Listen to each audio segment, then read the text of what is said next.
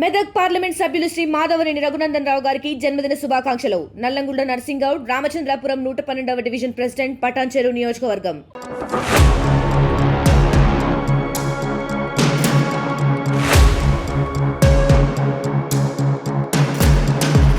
Forest అధికారుల దమనకాండపైనే కొమరం భీం పోరాటం అంతా జరిగింది. నిజాం ప్రభుత్వంపై కొమరం భీం సింహస్వప్నంగా మారడానికి గల కారణాలేంటో మీ అందరికీ తెలిసిందే కదా. ఫారెస్ట్ అధికారుల దమనకాండ, అదే దమనకాండ కొమరం భీం ఆసిఫాబాద్ జిల్లా వాంకిడి మండలం రెంగారేట గ్రామంలో జరిగింది.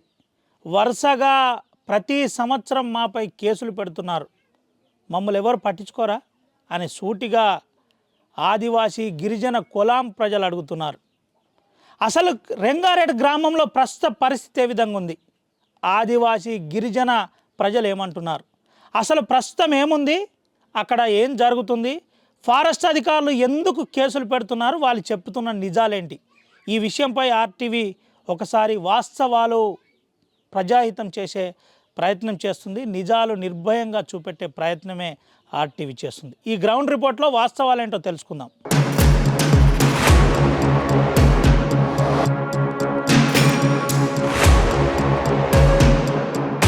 కొమరం భీం జిల్లా హెడ్ క్వార్టర్ నుంచి వాంకిడి నుండి నేరుగా కమానా నుంచి రెంగారేట్ గ్రామం. రెంగారేట్ గ్రామానికి దాదాపుగా 2 కిలోమీటర్లు ఇప్పటి వరకు కనీసం సరిగ్గా రోడ్ లేదు. టీచర్లు అయితే రానే రారు, పిల్లలకు చదువు అనేది తెలియదు. ఇదేదో రెంగారేట్ గ్రామంలో పరిస్థితే కాదు. ఆసిఫాబాద్ మారుమూల ప్రాంతం ఏజెన్సీ నుండి మొదలుకొని ఆసిఫాబాద్ చుట్టుపక్కల ఉన్న ఏజెన్సీలో ప్రస్తుత పరిస్థితులు ఇదే విధంగా ఉన్నాయి. అయితే రెంగారేట్ గ్రామం గురించి మళ్ళీ ఎందుకు చర్చ స్టార్ట్ అయింది, ఆదివాసీ ప్రజలు ఎందుకు తిరగబడే ప్రయత్నం చేస్తున్నారు, మాపై కేసులు ఎందుకు పెడుతున్నారని అడుగుతున్నారు. ఎస్, అదే మనం ఇప్పుడు రెంగారేట్ గ్రామంలో ఉన్నాం. ఒకసారి రెంగారేట్ గ్రామంలో పరిస్థితి చూపెట్టే ప్రయత్నం చేస్తున్నాం. ఇక్కడ 20 కుటుంబాలు ఉంటుంది.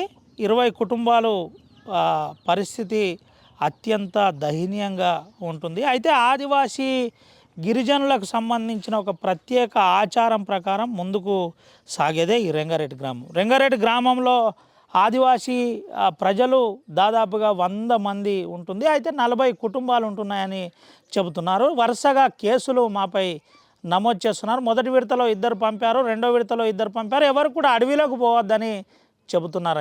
అసలు విషయం ఏంటి, ఆదివాసీ ప్రజలు ఏమంటున్నారో ఒకసారి తెలుసుకుందాం, మాట్లాడిద్దాం.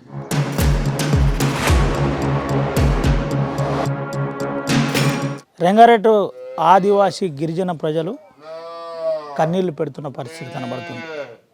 ఎటు చూసినా ఇబ్బందికరంగా చూస్తున్న పరిస్థితి, దైన్యంగా ప్రభుత్వం వైపు ఎదురు చూస్తున్న పరిస్థితి. ఎందుకు ఇవన్నీ చెప్పే ప్రయత్నం జరుగుతుందంటే, అసలు విషయం ఏంది, ఎందుకు ఫారెస్ట్ అధికారులు కేసులు పెట్టారు, నిజమేంటో ఒకసారి తన మాటల్లోనే ఇందాం. మనతో పాటు ఈ గూడానికి చెందిన పటేల్ ఉన్నాడు, పేరు రాము.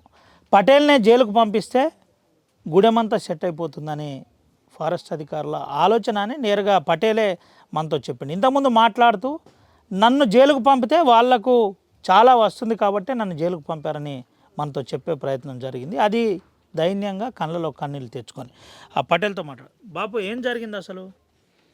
ఏం జరిగిందంటే, ఇక నేను గొడ్లు ఇటు చేనుకి తీసుకుపోయినా, ఇక దూపైంది అని ఇంటికి వస్తే ఇక వాళ్ళు వచ్చి ఉండే, మేము ఏమో అక్కడ తీసుకుపోయి మళ్ళీ తెస్తామని వాకిడికి తెస్తామని తీసుకుపోయి అటు జైలుకు పంపిండ్రు. ఎవరు తీసుకుపోయినారు నిన్ను? ఎవరు, ఏమైంది? చౌకీదారులు తీసుకుపోయిండ్రు, ఫారెస్ట్ వాళ్ళు తీసుకుపోయి అక్కడ ఆయన పేరు వస్తలేదు ఇక, పర్బకారు. నువ్వు అడగద్దా ఎందుకు నన్ను జైలుకు పంపుతున్నావు, ఏంది అసలు విషయం ఏందని అడగద్దా? అడగలేదు సార్, కానీ ఇక ఇప్పుడు మీరు ఇక్కడ ఇప్పుడు జైల్లో పంపుతారు లేదా అని అన్నారు అని సంతకం పెట్టేసిండ్లని పంపిండ్రు అక్కడ జైల్లో. ఎందుకు సంతకం పెట్టినావు తెలుసా నీకు అసలు? ఇక పంపుతామని ఇక్కడ సంతకం పెట్టు పంపుతామని పెట్టి వేసి మమ్మల్ని ఉమ్. ఎంతమంది మీద కేసులు అయినాయి ఈడ? ఈడ ముందు పోయిన సంవత్సరము ఇద్దరికి కేసు అయింది, ఉమ్. ఈ సంవత్సరం ఏమో మాకు ఇద్దరికి కేసు అయింది. ఉమ్. కేసు పెట్టింది ఇక ఫారెస్ట్లు. ఉమ్. ఏం చెప్పారు కేసు పెట్టి? అంటే ఆ కేసు ఎందుకు పెట్టినావు ఏందని ఏమన్నా అడిగినావా? అడగలేదు సార్. ఎందుకు అడగలే మరి? నిన్ను తీసుకుపోయి జైలుకు పెడతా, జైల్లో పంపినా కానీ ఎందుకు అడగకుండా?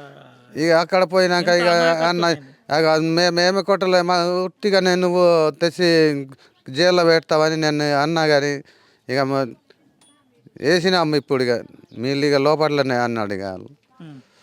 ఎన్ని రోజులు ఉన్నావు జైల్లో? జైల్లో 10 రోజులు ఉండే. ఉమ్. 10 రోజులు ఉండే జైల్లో. ఉమ్. ఎవరు ఇడిపించారు మరి మీకు? బెయిల్ ఎట్లా వచ్చింది? ఏంది మీ దగ్గర? డబ్బులు లేవు, అడ్వకేటు, వకీలు వీళ్ళంతా ఎట్లా జరిగింది అసలు? పండించిన పత్తి అంతా అమ్ముకున్నారా? ఏం పత్తి ఇక ఇట్లానే కవులకు భూమిని ఇచ్చినాం, ఇసి ఇక వకీలు పట్టినాం. ఇక ఉమ్. వకీలు పట్టి తీసిళ్ళు. ఉమ్. ఇప్పుడు నీ భూమి అంతా కౌలుకి ఇచ్చేసినావా? ఇచ్చేసిన ఇక ఉమ్. ఇక ఏమీ లేదు. ఇక ఇప్పుడు ఇక ఏమన్నా అల్లి అమ్ముతేనే ఇప్పుడు నాకు పొట్ట నిండుతుంది. ఇక లేకుంటే ఎక్కడ చేను లేదు, ఏమీ లేదు. ఇక ఉమ్. ఉమ్. ఎంత గిరువు పెట్టినావు చేను? 30,000. ఉమ్. ఉమ్. ఎన్ని ఎకరాల చేను 30,000 గిరువు పెట్టినావు? 4 ఎకరాలు. ఉమ్. ఎట్లా మరి ఇప్పుడు చేను గిరువు పోయింది, ఎట్లా బతుకుతావు ఏంటి అసలు పరిస్థితి? ఎట్లా బతుకుడు? ఇక ఏమైనా ఇక కూలి పని కూలి పని చేసుడు. ఇక ఎట్లా చేయాలి? ఇక ఉమ్. ఇక అంతే ఉన్నది. ఇక భూమి లేక. ఉమ్. పిల్లలు ఎందరు బాబు నీకు? 3 పిల్లలు, 2 బిడ్డలు, 5. 5. చదువు ఏమన్నా చెప్పించినావు ఎవరికన్నా? కొద్దిగా చదివిండు ఒక్కోడు, ఉమ్. 2 అట్లనే ఉన్నారు. ఉమ్. దాదా ఏం జరుగుతుంది అసలు? ఉట్టిగానే సారు మావాడైతే మేకలు పొరకలు కొట్టిన అక్కడక్కడ పొరకలు కొట్టిన వాళ్ళకే జంగుడి మీద కేసు పెట్టింది సార్. అవధం ఏమీ లేదు. ఆ. ఎటు పోయినా ఒక 2-3 సార్లు వచ్చిండు జీబు పట్టుకొని, అచ్చుడు అడవికి పోకట, అచ్చిళ్ళు అడవికి పోకట. ఇక లాస్ట్ వరకు ఏం చేసిండు అయితే లాస్ట్ రోజు వీళ్ళని ఏం చేసిండు, అది ఎవరు కొట్టిరు కదా అంటే అది మేకల పిల్లగాలు కొట్టిండ్రు అన్నారు వీళ్ళు. అది ఏమి కొట్ట అయితే లేదు. అయితే వీళ్ళను అక్కడ సార్ మీ పెద్ద సార్ దగ్గర పోయి ఆ మేకల పిల్లగాలను కొట్టిండ్రు అనుకుంటా అక్కడ సార్ దగ్గర మాట్లాడి సంతకాలు పెట్టిపిస్తాం, మిమ్మల్ని పంపిస్తాం, ఇంటికి తోలుకొస్తామని అనుకుంటే వీళ్ళని పట్టుకపోయినట్టు లోపల వేసాడు. ఇంత విషయం డైరెక్ట్ ఏమీ లేదు. మరి ఊరల్లో ఏమన్నా అడిగే ప్రయత్నం జరిగిందా? ఎందుకు కేసు పెట్టిండ్రు ఏందని అడిగినా? వాళ్ళు మళ్ళీ రానేలేదు. ఆడికెళ్ళి పత్తగా వాళ్ళ మోకాలే కనిపిస్తలేవు. ఇవాడు ఒక్కడత్తలేదు. ఏంది బాబా అంటే ఇంతకుముందు కూడా కేసులు పెట్టినట, ఎందుకు పెడుతున్నారు అసలు కేసులు? దీనికోసమేనా లేదంటే? ఇంతకు ముందుగా సారు ఉట్టిగానే పెద్ద పులిని సంపిల్లని కేసు పెట్టారు. అసలు పెద్ద పులి అక్కడే జరిగింది. అక్కడికి వెళ్ళి నీరాడు పోయిన సంవత్సరం నుంచి. అది ఇవ్వాలి జంపిలో ఇవ్వాలి లేదు, వీళ్ళ దగ్గర ఏమీ పురుపు లేదు, ఏమీ లేదు. మేకలు మేపటానికి మనం గుట్ట అవతల పోతాం కదా దరిగా, గట్టు మేము అచ్చలే కంటికి మేము చూడలేదు. ఇక మీళ్ళే చంపిరని వాటి మీద మా ఇద్దరిని కేసు పెట్టాను పోయిన సంవత్సరం. ఈ సంవత్సరం అయితే ఉట్టిగానే తీసుకుపోయి లోపలేసి ఏమీ లేదు. వీళ్ళు ఏమైనా అడవి కొట్టలేదు, ఏమైనా చేను కొట్టలేదని ఎంత భూమి కొట్టలేదు, ఏమీ లేదు. ఉట్టిగానే తీసుకుపోయింది. మరి ఏమన్నా నాయకులకు, లీడర్లకు, ఎమ్మెల్యే గారికి చెప్పే ప్రయత్నం ఏమన్నా చేసినారా? ఇవ్వలేక చెప్పి ఎమ్మెల్యే అయితే మాకు కలవనే లేదు. మేము ఇట్లానే ఇక ఇట్లా ఒకట్లా అడిగా వీళ్ళని మక్కులు పట్టుకొని తీసుడు అది దారి పట్టుకున్నాం. ఏమీ లేదు. ఏంది ఇప్పుడు ఎన్ని కుటుంబాలు ఉన్నాయి ఇక్కడ? 20 100 మంది ఉంటారా? ఉంటాం. ఆ చిన్న పెద్ద మందారు కలిసి 100 ఉండదు. టీచర్ రాడు, స్కూల్ నడవది, ఇక్కడ వైద్యులన్నా వస్తారా? ఏంది అసలు పరిస్థితి? రాలు ఇవ్వాలి రాలు. ఆరోగ్యం మంచి లేకపోతే ఆశీర్వాదం ఆశీర్వాదం మామిడి ఒకటే. వర్షాకాలం అయితే బాగా ఇబ్బంది, మాకు రోడ్ లేదు ఏమీ లేదు, ఎడ్ల బండి కట్టి దిగబడేం కూడా మేము తీసుకుపోతాం మామిడి. ఏంది బాబు అంటే ఇట్లా వరుసగా పోయినసారి కేసులు పెట్టిండ్రు, మళ్ళీ ఇప్పుడు కేసులు పెట్టిండ్రు, ఏంది అసలు ఏం జరుగుతుంది? నువ్వేం చెప్పాలనుకుంటున్నావు ప్రభుత్వానికి? ఏం చెప్పాలి సార్, వాళ్ళు ఏదో ఒకటి గవర్నమెంట్ ఏదైనా ఒకటి డిసైడ్ చేయాలి, మమ్మల్కి ఏదైనా గట్టిగా మీ మీద కేసులు పెట్టకుండా. కేసులు ఇంతకుముందు కూడా కొమరం భీం కూడా ఇట్లా ఫారెస్ట్ వాళ్ళు కేసులు పెట్టిండనే ఉద్యమకారుడిగా తయారైండు, తెలుసా ఈ విషయం? తెలుసు కదా. ఇక పెద్ద మనుషులు చెప్తున్నారు అయితే వింటున్నాం. ఇక మేము అప్పుడెప్పుడు చూసినాం, అప్పటి కాలంలో మేము పుట్టాను కూడా లేదు, చరిత్ర ఆ చరిత్ర ఉన్నది ఇక అంతే. అదే అంటే ఏదైనా జల్ జంగల్ జమీన్ కోసమే పోరాటం జరిగింది అప్పుడు కూడా కాదే, ఇప్పటికి కూడా కాదే. మేము ఈ భూములు విడిచిపెట్టి అయితే మేము పోము. ఎంత ఏంటంటే ఈ ఫారెస్ట్ వాళ్ళ ఆలోచన ఏంది? ఈ భూములు ఇడిసబెట్టి వీళ్ళు ఇడికెళ్ళి వెళ్ళిపోవాలి అనేనా లేకపోతే ఏంది? అదే వాళ్ళకి అంతే ఉద్దేశం ఉన్నాయి సార్. వీళ్ళని ఇక్కడికి వెళ్ళి ఇలా కొట్టాలని చేస్తారో ఏమో కానీ ఇక అదే అది ఒకటే పట్టిగా. మళ్ళీ ఇక ఇప్పుడు రాలి ఇక వచ్చే సంవత్సరం మళ్ళీ వాళ్ళు తీసుకుపోయి వేస్తారు లోపల. అంటే వచ్చే సంవత్సరం ప్రతి సంవత్సరం వచ్చి నీరుడు సుంది గట్లనే చేస్తారు కదా సార్. నీరుడు సుంది గట్లనే చేస్తారు కదా. ఈ 2 సంవత్సరాలు పోయిన ఆ సంవత్సరం ఇట్లా అయిందని మేము ఎంతో భయంతో ఉంటున్నాం. అడవికి ఇప్పుడు ఇక అడవికి పోతారు, అవి కట్టెలని కొడతారు, ఇటు ఏమి కొడతారు అంటారు, అన్ని ఇబ్బందులు పెడుతుంటారు. ఇక కట్టెలు కూడా ముట్టనిస్తలేరు, ముట్టలు ఇయ్యారు. ఏమై ఇటువంటి చిన్న గుడి చేసినా మాకు బాధే. చిన్న గుడి చేసినా బాధే. ఇది ఎందుకు కట్టినావు, ఇదేం కొత్తగా పెట్టినావు, అదే పెట్టుకుంటారు వాళ్ళు. ప్రభుత్వం వెళ్ళి అది గుడిసె కట్టుకుందామంటే ఈ అధికారులు రానియారు, అంతే. ఏమీ లేదు. ఏది గింత అడవి ఉండేది, ఏమైనా కొట్టి బొంగులు ఏదో తెచ్చి గుడిసెన గట్టిగా పెడతామంటే అది కూడా లేదు సార్. అయితే అడవిలు ఉన్నాం కానీ మాకే ఇబ్బంది ఉండి కూడా ఏం చేస్తాం. ఇది పరిస్థితి, అత్యంత దయనీయకరమైన విషయం ఇది. ప్రతి సంవత్సరం మేము భయపడుకుంటా 2 సంవత్సరాల నుంచి ఉంటున్నాం. ఈ పోయినసారి ఇద్దరిని జైలుకు పంపారు, ఈసారి కూడా ఇద్దరిని జైలుకు పంపారు. మళ్ళీ ఎవరిని జైలుకు పంపుతారో తెలియదు. ఏంటి మా పరిస్థితి అని సూటిగా చెబుతున్న పరిస్థితి. ఇబ్బంది పడుతూ దైన్యంగా బరువెక్కిన గుండెతో చెబుతున్న పరిస్థితి కనబడుతుంది. అయితే మనం ఇంకా కొంతమందితో మాట్లాడించే ప్రయత్నం చేద్దాం. అసలు ఏం జరుగుతుంది? అసలు రింగారెడ్డిలో వరుస కేసులు ఎందుకు పెడుతున్నారు? పులి చనిపోయినా ఇక్కడికి వచ్చి తీసుకువెళ్ళి కేసులు పెడుతున్నారని చెబుతున్నారు. లోపట కనీసం ఆవులు గేదెలు అదేవిధంగా ఇటు మేకలు పోయినా ఆ మేక పొరకలు కొట్టినా మా పైన కేసులు పెడతారని చెప్తున్నారు.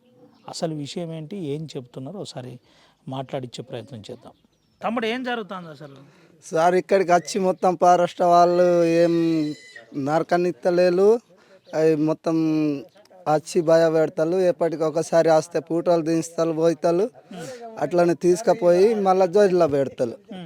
చెప్పి తీసుకుపోతారు. వస్తే సంతకాలు పెట్టమంటారు డైరెక్ట్.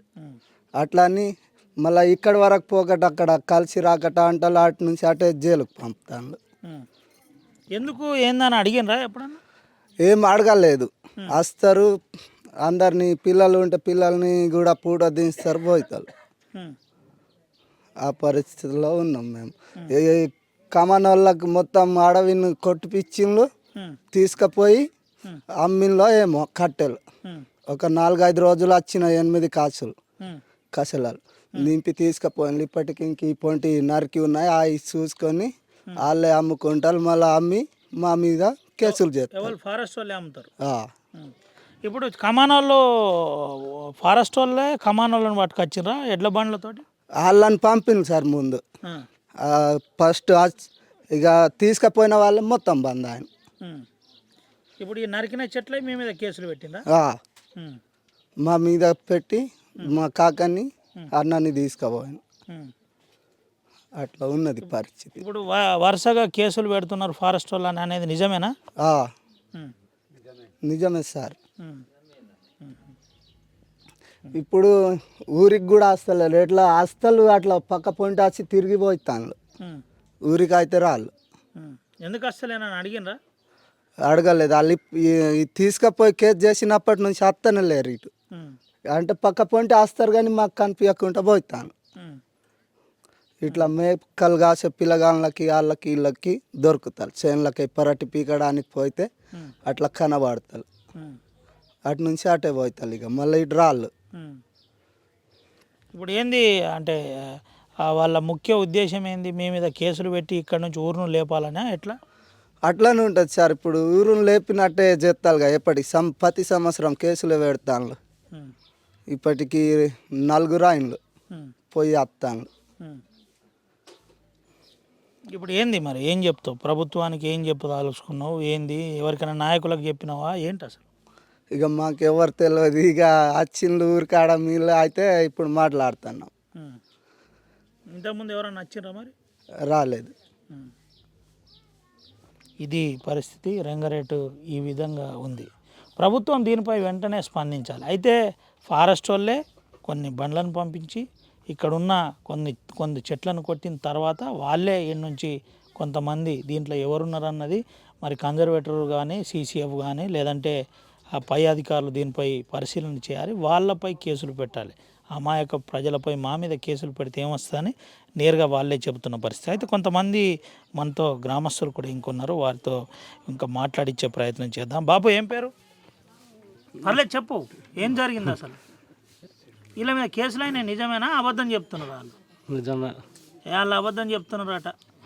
నిజమే. అంతేనా? ఫారెస్ట్ వాళ్ళు వచ్చి కేసులు పెట్టినరా లేదంటే వీళ్ళే జైలుకు పోయినరా కావాలని? పార్టీ వాళ్ళు తీసుకుపోయాను. ఎందుకు తీసుకుపోయినరు? అలా చెట్లు ఏది పొరక కొట్టిందని కొట్టిందని పొరకను కూడా ముట్టనిత్తలేరా? లాస్ట్కు ఇస్తలేదు. వంట చెరుకు కూడా దేనిత్తలేరు. ఇష్టలేదు. ఇది పరిస్థితి. అమాయకపు ఆదివాసీ గిరిజనుల పరిస్థితి ఈ విధంగా ఉంది. కనీసం నోటితో కూడా మాట్లాడలేని పరిస్థితి కొంతమందిది ఉంది. బాపు ఏం పేరు? కోమల్లు సార్. ఏం జరిగింది బాపు? ఏం జరుగుతుంది ఊర్లో? ఊర్లో ఫారెస్ట్ వాళ్ళు వచ్చి బాగా ఇబ్బంది చేస్తున్నారు సార్. ఈ జైలుకు పంపుతున్నాడు. ఈ హస్తాలు ఏమి కాదు సంతకం పెడుతున్నారు. తీసుకుపోతారు. తీసుకుపోయి అడవి అంతా కొడతానట, చెట్లన్నీ అమ్ముతానట. అమ్ముతలేం సార్. అబద్ధం చెప్తాను నువ్వు? వాళ్ళు అబద్ధం చెప్తాను? లేదు, అబద్ధం లేదు, అంతేనా? నిజం చెప్తున్నా సార్. ఇక పెద్ద సారు కలిసి అచ్చుడే, అక్కడ ఏమీ లేదు, ఇంటికి పంపుతామా అని తీసుకుపోతారు. లోపల వేస్తారు. డైరెక్ట్ పెద్ద సార్ని కలుపుడు లోపల వేసుడు, తీసుకుపోయి జైల్లో వేసేవాడు. అట్లా చేస్తున్నారు సార్. అడిగినావు మరి? అడగలేదు. ఇక అడిగితే మళ్ళీ నీ మీద ఏడ కేసు అవుతుందని భయం కదా? అదే భయం. ఎప్పటి నుంచి ఉంటానా వీడ? ఇది మొన్ననే అంత అడవి సాఫ్ చేసి వేసినట్టుగా ఊరు? లేదు, ఇప్పుడు 30-40 సంవత్సరాలు అవుతుంది. 40 సంవత్సరాలు అవుతుంది. 40 సంవత్సరాల కిందట ఊరు ఇది. ఎందరు పిల్లలు నీకు? 5 పిల్లలు. బడికి పంపుతలేవు? లేదు, ఇప్పుడు బడి లేదు, సార్లు రాళ్ళు. ఫారెస్ట్ వాళ్ళు మాత్రం వస్తారు, తీసుకుపోయి జైల్లో వేస్తారు. జైల్లో వేస్తారు. పరోటాలు వస్తారు, జైల్లో పెడతారు తీసుకుపోయి. ఇక సారు కలుతామంటే తీసుకుపోతారు. ఇక అటే పంపుతారు జైలుకి డైరెక్ట్. ఇది పరిస్థితి. జిల్లా ఇన్ఛార్జ్ మంత్రి సీతక్క దీనిపై స్పందిస్తుందో లేదో తెలియదు. స్పందించాలని ఆర్టీవీ అప్పీల్ చేస్తుంది. వాస్తవికాలు నిజాలు నిర్భయంగా ఉండాలనే ఈ ప్రయత్నం. చదువు ఉండదు, టీచర్లు స్కూల్కు రాదు. ఇక్కడే కాదు, అంటే ఈ రంగారెడ్డి గ్రామం ఒక్కదానికే కాదు, ఏజెన్సీ ప్రాంతంలో చాలా ప్రాంతాల్లో ఇదే పరిస్థితి ఉన్నది. శాటిలైట్ సాంకేతిక విధానం పెరిగిందని ప్రభుత్వాలు చెప్పుకుంటూ ట్విట్టర్లో ట్వీట్లు చేస్తున్నారు, ఎక్స్లో పోస్టులు చేస్తున్నారు. కానీ రంగారెడ్డి లాంటి గ్రామాల పరిస్థితి ఇంకా చదువుకు చాలా దూరంలో ఉందని చెప్పక తప్పట్లేదు. నిజమే, వాస్తవికంగా ఈ విధంగా ఉందని రంగారెడ్డి గ్రామ ప్రజలు చెబుతున్నారు. అబద్ధం మేము చెప్పట్లేదు, మా పరిస్థితి ఇలా ఉందని సూటిగా చెబుతున్నారు. మాట్లాడడానికి కూడా భయపడుతున్న పరిస్థితి. అధికారులే నేరుగా పెద్దసార్ని కలుద్దాం రండి అని చెబుతారు, తీసుకువెళ్ళి సంతకాలు పెట్టిస్తారు. ఆ సంతకం కూడా ఎందుకు పెడుతున్నారో, దేనికోసం పెడుతున్నారో, ఏం రాసి ఉందో కూడా వీళ్ళకి ఎవరికి తెలియదు. కనీసం మీడియా ముందు మాట్లాడలేని పరిస్థితి కనబడుతుందంటే ఇంకా అక్కడ పరిస్థితి ఏ విధంగా ఉంటో చెప్పనక్కర్లేదు. దీనిపై పాలకులు, ప్రభుత్వాలు, ఇప్పుడున్న ప్రజా ప్రభుత్వం కూడా స్పందించాలని ఆర్టీవీ కోరుకుంటుంది. వాస్తవికాలు ఏ విధంగా ఉన్నాయి, ఇంకా ప్రజలు ఏమంటున్నారు, ఇదంతా కూడా మేము ఏడా చెప్పించట్లేదు, వాళ్ళు చెప్పేదే మీకు చూపెట్టే ప్రయత్నం చేస్తున్నాం. ఒకసారి మాట్లాడిచ్చే ప్రయత్నం చేద్దాం. 1928 నుంచి 1940 వరకు కొమరం భీం అటవీ అధికారులపై అప్పుడు పోరాటం చేసిన పరిస్థితి. అదే పోరాటం మళ్ళీ చేసే పరిస్థితి ఏర్పడుతుంది. మమ్మల్ని పట్టించుకోరా అని నేరుగా ఇక్కడున్న ఆదివాసీ గిరిజన అక్కలు చెబుతున్న పరిస్థితి. మా ఊర్లో ఉన్న కొంతమందిని నేరుగా జైలుకు పంపిస్తున్నారు. ప్రతి సంవత్సరం దశల వారీగా ఇద్దరిని అది కూడా మొదటి విడతలో పటేళ్లను పంపించారు. రేపేమవుతుందో తెలియదని చెబుతున్నారు. మనతో పాటు కొంతమంది ఉన్నారు, మాట్లాడిద్దాం. ఏం జరిగిందంటే వాళ్ళు ఫారెస్ట్ వాళ్ళు వస్తారు, ఇక ఇట్లనే వచ్చి 2-3 రోజులు వచ్చిండు. మళ్ళీ వచ్చిన తర్వాత ఒక రోజు వచ్చిండట. మేము ఉండలేదు ఎవరు. మేము ఇక ఎట్లా ఉంటాం సారు, మేము కూలితోని బతికేటోళ్ళం. ఎటో ఇక కూలికి పోయి ఉండే వాళ్ళు కోవజంగు, రాము పటేల్ వాళ్ళు ఉండే ఊర్లో. వాళ్ళని తీసుకుపోయిండట. ఏమని తీసుకుపోయిండని వీళ్ళని వచ్చి అడిగితే లేదు, పెద్ద సార్ని కలిసి సంతకం పెట్టి మిమ్మల్ని పంపుతామని తీసుకుపోయిండట. తీసుకుపోయి లోపటేసిండు. అటు తీసుకుపోయిండు ఎందుకంటే లేదు భూమి నరుక్కున్నారు, అందుకు తీసుకుపోయి లోపటేసినామని అన్నారు. అంతే. మరి మీరు అడిగినరా ఎందుకు జైలు పంపుతున్నారు ఏందని ఫారెస్ట్ వాళ్ళని అడిగే ప్రయత్నం జరిగిందా? అడగలేదు. వాటికి ఎందుకు అడగలేదు, అడగలేదు. ఇంతకుముందు కూడా కొంతమందిని పంపించినట్టు కదమ్మా, నిజమేనా? కొంత తీసుకుపోయిండు అంటే ముందు చిన్నపిల్లల్ని తీసుకుపోయిండు. ఎందుకు అంటే లేదు ఈ ఆవు చూపెట్టిండు ముందు వచ్చి ఆవు చూపెట్టి ఇది మీది ఆవు అని పిల్లగాళ్ళని అడిగితే మాది కాదని అన్నారు. మాది కాదన్న తర్వాత ఇప్పుడు ఎందుకు అటు అంటే లేదు మాది కాదని పెద్ద సార్ దగ్గర సంతకం చేసి మిమ్మల్ని పంపుతామని చిన్నపిల్లల్ని ముందు తీసుకుపోయిండు. వెనక సిరియేమో పెద్దల్ని అటే ఉంచిండు సార్. వాళ్ళు ఆత్రం జలపతి కొంత కొట్టుడు కూడా కొడుతున్నారా ఫారెస్ట్ వాళ్ళని అంటున్నాను, నిజమా? వాళ్ళని కొట్టిండు, నిజమే కొట్టిండు. ఇంకా బాగా అయింది. 3 నెలల జైల్లో శిక్ష అయింది వాళ్ళకి. ఉండే 3 నెలలు. మీకు ఎన్ని ఎకరాల భూమి ఉందా? నాకు లేదు. కూలి పనికి నేను కూలి పనితోనే ఉంటా, నాకు లేదు. ఏం పేరమ్మా నీ పేరు? పిల్లలు? జమునాబాయి. ఒక కొడుకు. బడికి లేదు. టీచర్ వస్తున్నాడా? వస్తాడు. డాక్టర్లు వస్తున్నారా? వస్తారు డాక్టర్లు, ఇంకా వస్తారు. ఇది పరిస్థితి ఈ విధంగా ఉందని చెబుతున్న పరిస్థితి కనబడుతుంది. అయితే కొంత వాస్తవంగా ఇబ్బంది పడుతున్న పరిస్థితి, మాట్లాడలేక అంటే తెలుగు సరిగ్గా రాక దీనికి సంబంధించిన అంశంలో కొంత ఇబ్బందికర వాతావరణం ఉంది. కానీ మాట్లాడిచ్చే ప్రయత్నం మనం చేస్తున్నాం.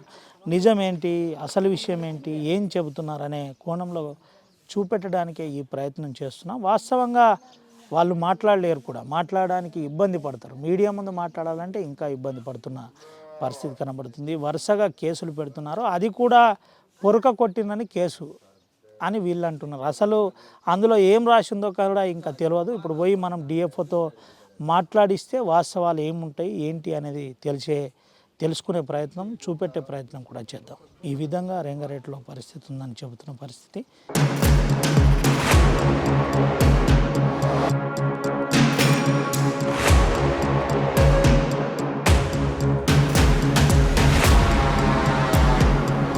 వరుస ఫారెస్ట్ అధికారుల కేసులతో రంగారెడ్డి గ్రామం భయం గుప్పిట్లో వణికిపోతుంది. అయితే ఇదే రంగారెడ్డి గ్రామ ప్రజలు ఇంకో విషయం కూడా చెబుతున్నారు. పరిస్థితి ఇదే విధంగా ఉంటే రానున్న రోజుల్లో మేము కూడా ప్రతిఘటించవలసి వస్తుందని చెబుతున్నారు. 1928 నుండి 1940 వరకు జరిగిన కొమరం భీం పోరాటం ఈ ఫారెస్ట్ జులుంపైనే, ఫారెస్ట్ దమనకాండపైనే అప్పుడు కూడా పోరాటం జరిగింది. నిజం గుండెల్లో సింహస్వప్నంలా గతంలో కొమరం భీం పోరాట స్ఫూర్తి చరిత్రలో మిగిలిపోయిన పరిస్థితి. ఇంకా ఈ గ్రామాలలో ఇంకా ఫారెస్ట్ అధికారుల దమనకాండ కొనసాగుతూనే ఉన్నాయి. ఆదివాసీ ప్రజలు ఇబ్బంది పడుతున్నారని చెబుతున్నారు. ఇకనైనా ఫారెస్ట్ అధికారులు పరిస్థితి వారి తీరు మార్చుకోవాలని ఆదివాసీ గిరిజన ప్రజలు డైరెక్ట్ చెబుతున్న పరిస్థితి. ప్రభుత్వాలు కూడా దీనిపై స్పందించాలి. ప్రభుత్వం అనే ప్రభుత్వం ఇలాంటి యథార్థాలపై వెంటనే చర్య తీసుకోవాలి. ఎవరైతే ఇల్లీగల్గా కేసు పెట్టి అంటే తప్పుడు కేసులు పెట్టిన అధికారులు ఉన్నారో వారిపై కేసు నమోదు చేసి వెంటనే వారిని కూడా జైల్లో పెట్టాలని ఆదివాసీ ప్రజలు చెబుతున్న పరిస్థితి కనబడుతుంది. ఇకనైనా రంగారెడ్డి గ్రామ ప్రజల ఆలోచన విధానానికి అనుగుణంగా ప్రభుత్వాలు చూడాలని ఇటు ప్రజా సంఘాలు ఆరోపిస్తున్న పరిస్థితి కనబడుతుంది. కెమెరా పర్సన్ సుమన్తో రవినాయక్ RTV ఆదిలాబాద్ నుండి. మరిన్ని వీడియోస్ కోసం ఛానల్ సబ్స్క్రైబ్ చేయండి. లేటెస్ట్ అప్డేట్స్ కోసం వాట్సాప్ ఛానల్ ఫాలో అవ్వండి. అండ్ లింక్ డిస్క్రిప్షన్ లో ఉంది.